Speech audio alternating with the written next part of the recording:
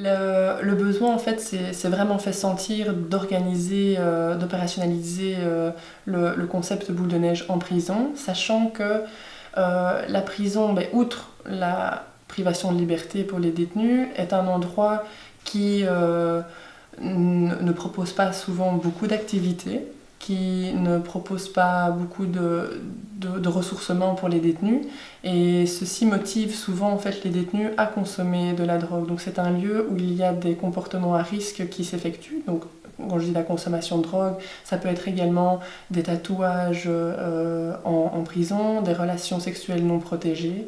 Donc tous ces comportements à risque induisent un besoin. Les opérations boule de neige consistent en fait en une sensibilisation par les pairs, c'est-à-dire qu'il y a des jobistes qui vont être formés à des questions de santé et aller former donc les pairs. Les pairs sont des personnes qui ont des caractéristiques similaires. En l'occurrence ici, c'est souvent de manière centrale l'usage de drogue.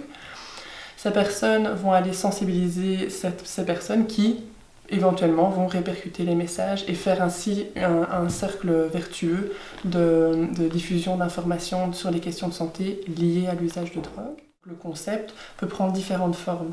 Soit on peut l'adapter à différents publics cibles, donc c'est déjà arrivé qu'il y ait des boules de neige spécifiques femmes, population migrante, éventuellement des jeunes, mais on peut également les adapter à certains milieux de vie, donc le milieu plutôt de rue précarisé, le milieu carcéral, éventuellement scolaire, ce qui est moins dans nos missions. On peut également l'adapter à des risques spécifiques, donc avoir des boules de neige spécifiques hépatite C, overdose, où on pourrait avoir certains boules de neige spécifiques à des modes de consommation, spéciale injection, spéciale inhalation, fumette, etc. Donc c'est un très chouette concept finalement parce qu'il peut s'appliquer et s'adapter à différents besoins de terrain. Et ça c'est vraiment extra.